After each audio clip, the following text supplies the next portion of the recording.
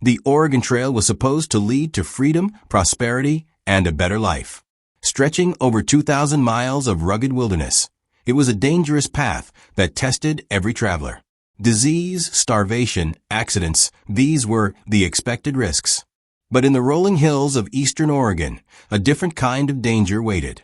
One that smiled, quoted scripture, and opened its doors in the name of God.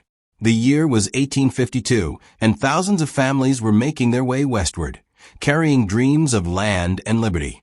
They traveled in wagons, bringing their children, elderly parents, and everything they owned. After months on the trail, many were sick, weak, and desperate. That's when they would see it, a simple wooden chapel on a hill. A place of hope, a place to rest, a place that looked like an answer to prayer. It was called the Sacred Heart Chapel, a small structure with a white cross and a graveyard beside it. To the weary, it looked like heaven, but inside it was hell. The chapel was run by the Grayson family, Father Moriah Grayson, his wife Sister Constance, and his younger brother Ezekiel. On the surface, they were the picture of Christian charity. Father Moriah, tall and solemn, delivered sermons with fire and grace. Sister Constance was kind and soft-spoken, always ready to treat the sick with her home remedies. Brother Ezekiel was strong and helpful, fixing wagons, feeding animals, and offering a steady hand to the dying. To the suffering travelers, the Graysons were angels. But behind their kindness was a cold, calculated system of murder. They knew exactly how to spot their prey, isolated families, worn thin by disease and grief, with no one to protect them and plenty of valuables hidden in their wagons. The Graysons didn't kill with knives or guns. They didn't need to. They used arsenic, disguised in medicine and herbal teas. The symptoms looked like cholera or dysentery, common on the trail. By the time their victims were buried behind the chapel, no one suspected foul play. What made the Grayson family so terrifying wasn't just their ability to kill. It was how easily they made people trust them.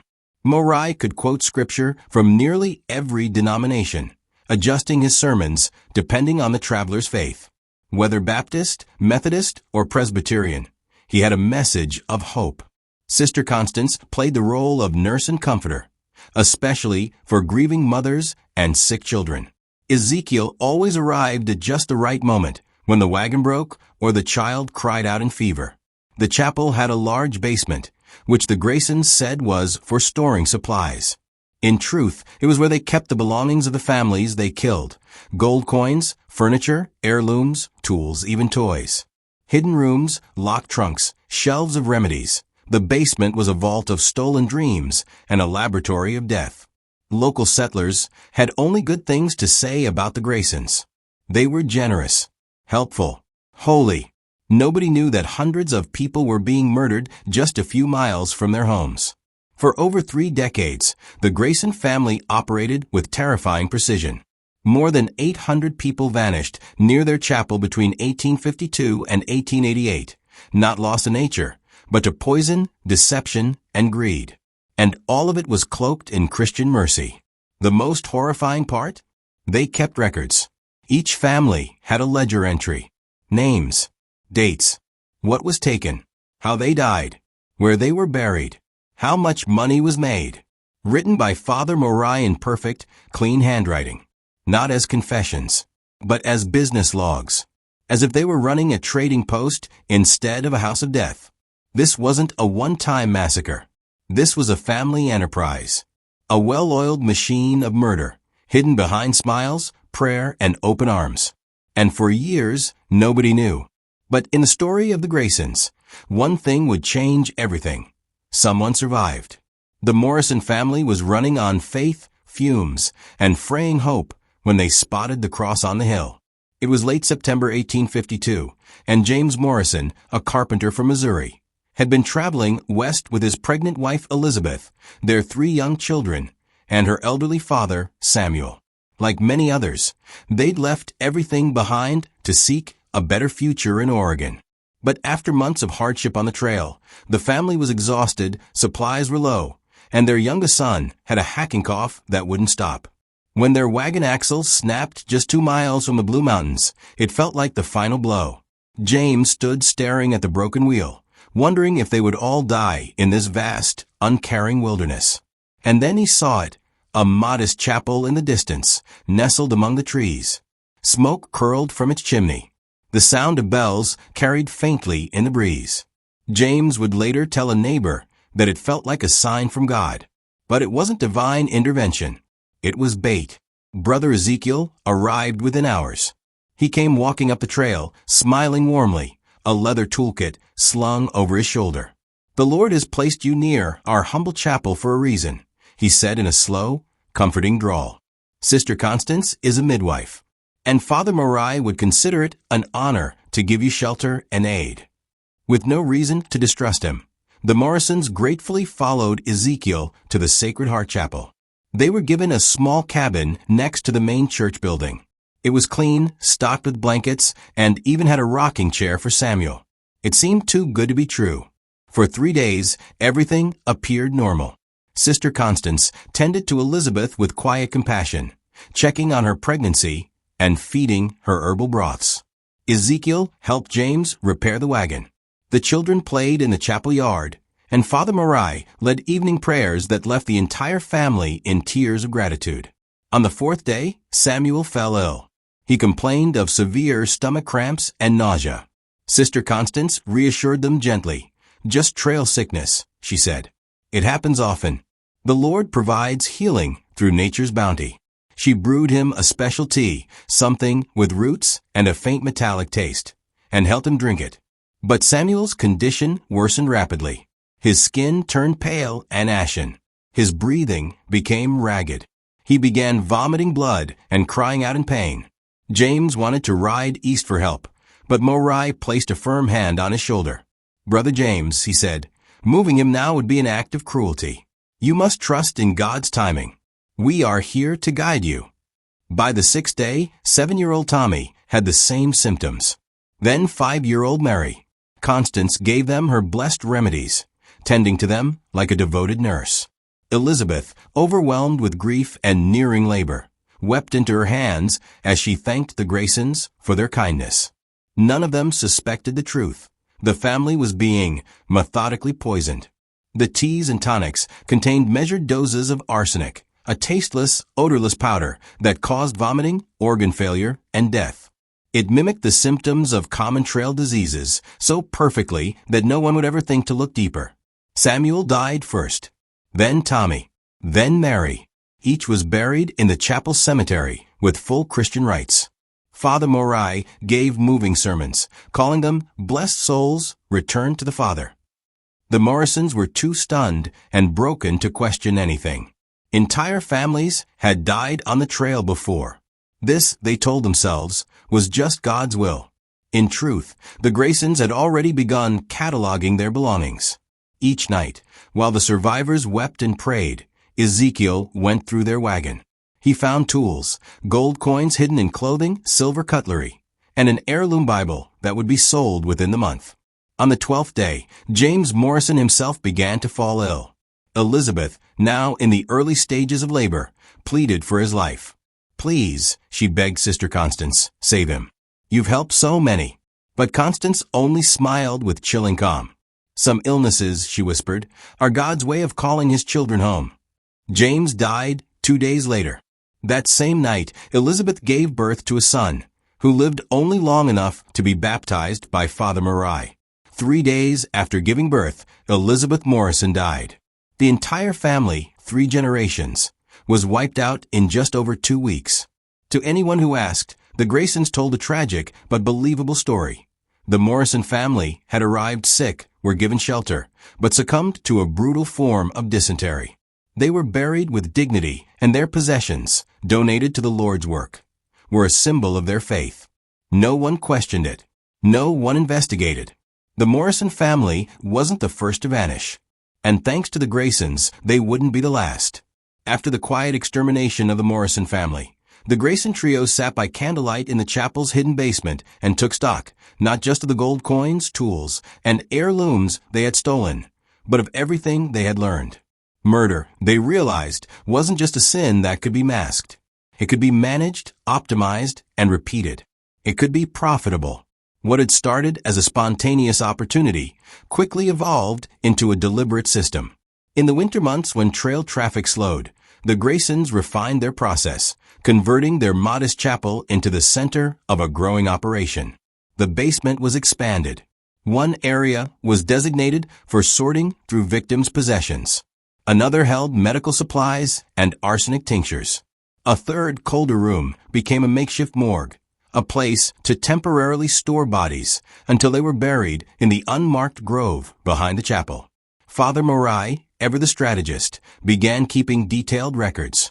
Each family that passed through and perished was given a line in his ledgers. Their names, possessions, dates of arrival and death, and even cause of death, as reported publicly, were all carefully recorded.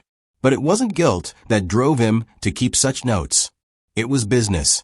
One entry read, Morrison family, 5 souls. September, October 1852. Arsenic via medicinal teas. Duration, 17 days. Items acquired, 2 gold coins, heirloom furniture, tools. Profit, EST $400. Notes, reduce dosage next time to avoid suspicion. Symptoms progressed too quickly. This wasn't a diary. It was a murder manual. Sister Constance, meanwhile, honed her craft as a poisoner. She began experimenting with dosages, learning how to stretch deaths over weeks to mimic real illness. Sometimes she started with microdoses to simulate early symptoms before ramping up the quantity. She began disguising arsenic in communion wine, soup, and even cookies for children. The key was subtlety, symptoms that aligned with trail sickness, and kept people trusting her even as their families deteriorated. Brother Ezekiel became the family's logistics man. He rode out on scouting missions along the trail, identifying the next targets. Families who looked wealthy. Wagons that were struggling. Parents with sick children. He'd offer help, praise their faith, and gently suggest they seek shelter at the chapel. The perfect trap. By the spring of 1853, the Graysons weren't just murderers, they were predators, operating a fully structured death machine. Their second major success was the Hoffman family, German immigrants with little English. When their wagon broke down near the chapel, the Graysons welcomed them with open arms. They died more slowly than the Morrisons, over 4 weeks, giving the family ample time to go through their belongings and extract the most valuable items. What the Hoffmans didn't realize was that Sister Constance had started dosing them almost immediately, under the guise of preventative herbal treatment. By the time symptoms began, they were already too weak to leave, and their broken English made it nearly impossible to communicate with others or cry for help. The Hoffmans were buried without anyone noticing their absence. No letters home, no questions asked. Their wealth was absorbed into the Grayson system and logged in Father Morai's ledgers like a shipment of goods.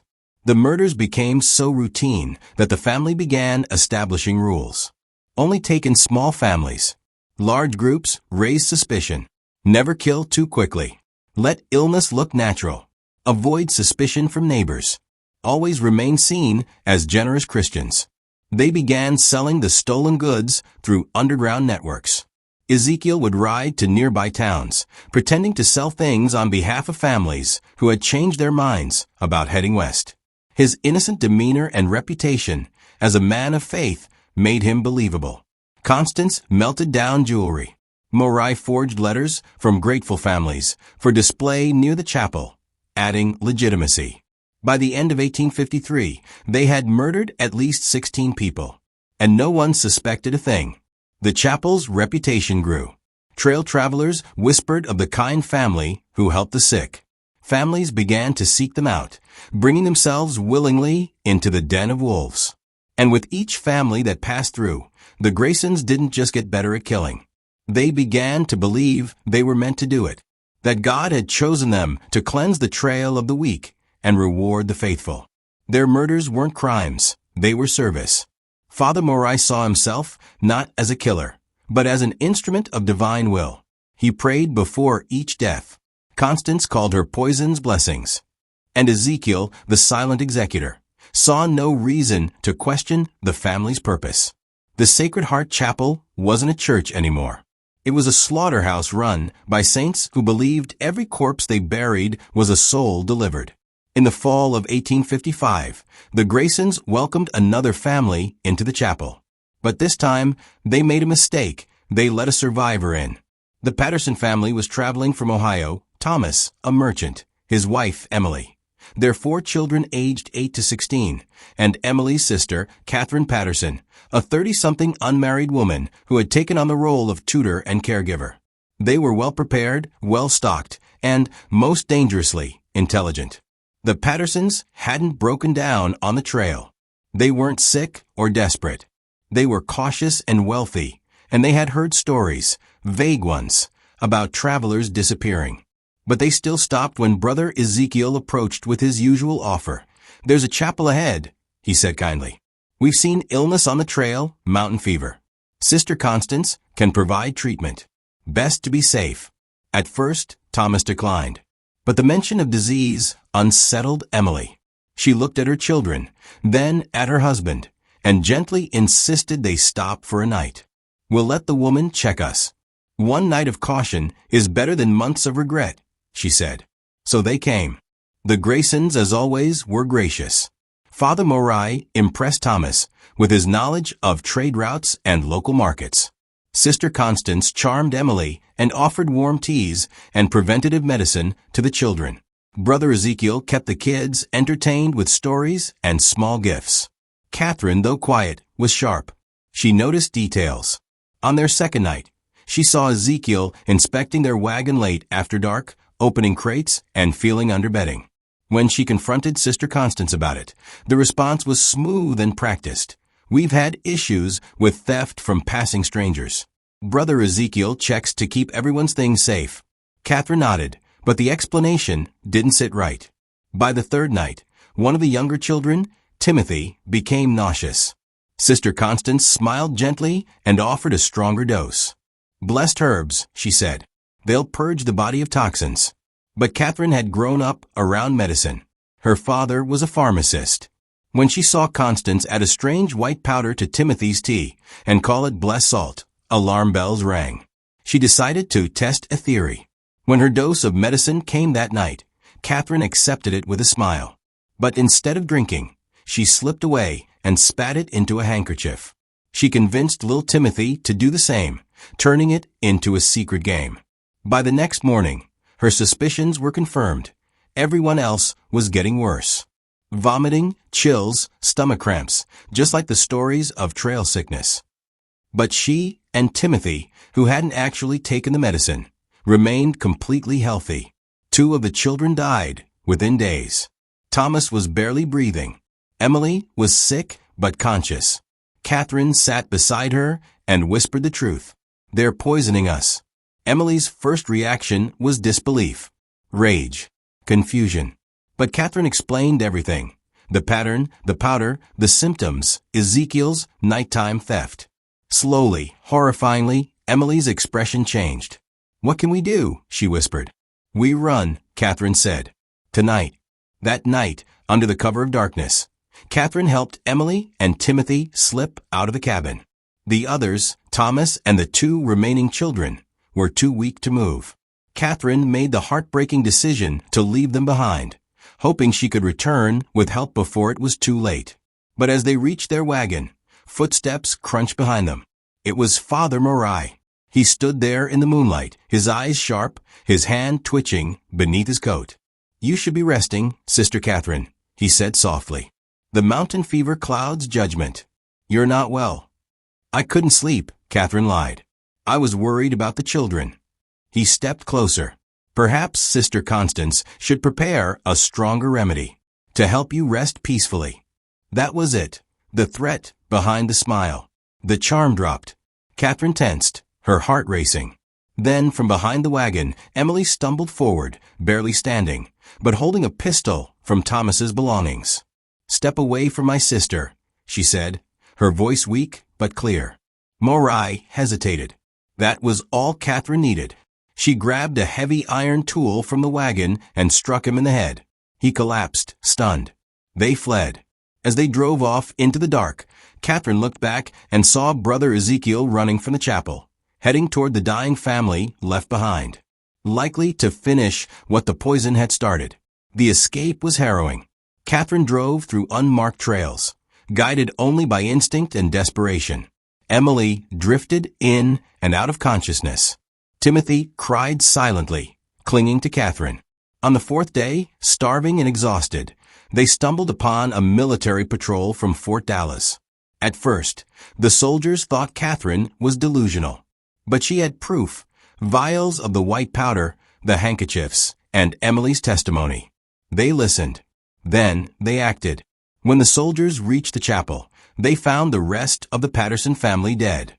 The Graysons once again were gone, but they had left behind enough evidence to reveal the horrifying truth. Catherine's escape didn't just save lives. It exposed the most methodical family of serial killers the frontier had ever known. The Sacred Heart Chapel was empty when the soldiers arrived. The walls still echoed with hymns. The cemetery held dozens of unmarked graves. In the cold cellar, they found crates of stolen belongings, dried blood on stone, and journals, ledgers of murder. But the Graysons were gone. In the days following the Patterson escape, Catherine's testimony shook the region, not just because of the murders, but because of how calculated they were. Investigators quickly realized that what they'd uncovered wasn't a series of unfortunate deaths. It was a business built on killing. And business had been booming. Father Morai's records showed that 37 families had passed through the chapel and vanished. Each entry was cold and transactional. Family of 6, November 1854. Arsenic via tea. Profit, $312. Items, silverware, coins, 2 watches, textiles. Burial, Grove, Sector D. These weren't the scribbles of a madman. These were spreadsheets of slaughter. The Graysons had murdered over 150 people in less than 3 years. The true number, investigators feared, could be hundreds more. Federal Marshal William Ruse was assigned to track them down. But it wouldn't be easy. The Graysons had money, knowledge of the land, and the terrifying ability to wear any identity. And so they vanished like ghosts. For 2 years, there were only rumors. A family of missionaries traveling through the California border. A new chapel in the hills of Northern California. Whispers of disappearances, but no proof. The frontier was vast and the law spread thin. But in early 1857, word reached Marshal Ruse of a new religious outpost near the Oregon-California border, the Mission of Divine Mercy. It had sprung up fast, sat near multiple wagon routes, and was staffed by 3 individuals. Father Benedict Morrison, Sister Mary Morrison, Brother Thomas Morrison. To the locals, they seemed kind, holy, generous. But to Marshal Ruse, it was all too familiar. He launched a covert surveillance operation, sending a team to watch the mission from the surrounding hills. What they found confirmed his worst fears. The Morrison family was the Graysons. Worse still, they hadn't slowed down. They had evolved. Now they worked faster. They used new poisons and shorter timelines. They'd brought on accomplices, traders, scouts, even other missionaries who helped lure families in. Their killing machine was back, refined, reinforced, and just as righteous. Then came the Henderson family, farmers from Missouri. The Hendersons had 4 children and a wagon full of tools, goods, and savings. The Graysons moved quickly, offering food, shelter, and Sister Mary's healing remedies. The family began to show symptoms within days. But this time, someone was watching. An undercover agent saw Brother Thomas, Ezekiel, slip a powder into the youngest child's milk. Hours later, the boy fell violently ill. Marshal Ruse gave the order, "We move now. No more families die on our watch." At dawn on June 15, 1857, a strike team surrounded the mission. No one escaped. And what they found inside was beyond horror. The basement held possessions from at least 20 families, furniture, wedding dresses, tools, heirlooms. There were hidden compartments, false floors, and shelves of poison. But the most damning evidence was the stack of new journals, each one worse than the last. Father Morai, now Benedict, had documented every murder, including plans to expand the operation with multiple murder sites across the frontier. He had even begun researching mass poisonings, noting the inefficiency of one family at a time killing. The Graysons were arrested on sight. The trial was one of the most shocking in American frontier history. The evidence was overwhelming. The ledgers, the graves, the stolen goods. But it was the testimonies that sealed their fate. Catherine Patterson, calm but forever haunted, told the world what she had seen. James Henderson, the father who nearly lost everything, described how they were lured in with scripture and kindness. Medical experts testified that the victims showed signs of arsenic poisoning, not trail diseases. Father Morai was emotionless during the trial. "You don't understand," he told the jury. "We gave people peace. We gave them dignity. And we kept their wealth from being wasted." Sister Constance, Sister Mary, showed no remorse. "They were dying anyway," she said coldly. "We simply helped them." Ezekiel said nothing. In September 1857, the verdict was delivered. Father Morai Grayson, guilty. Sentenced to hang. Sister Constance, guilty. Life imprisonment. Brother Ezekiel, guilty. 20 years hard labor. But the scars they left behind went far deeper than a courtroom. The Grayson case changed everything. Travelers became wary of help from strangers. Military patrols were increased. Religious missions were met with suspicion. And the trail, once seen as a path to paradise, was forever haunted by the chapel that killed. Catherine Patterson spent the rest of her life telling the truth to investigators, families, anyone who would listen. Her nephew, Timothy, survived but never recovered. He lived his life in quiet pain, trusting no one, haunted by memories of hymns and death. The Sacred Heart Chapel was burned to the ground. The mission of divine mercy was dismantled. But the story of the Graysons remains a dark, unforgettable reminder that the deadliest evil can wear the face of faith.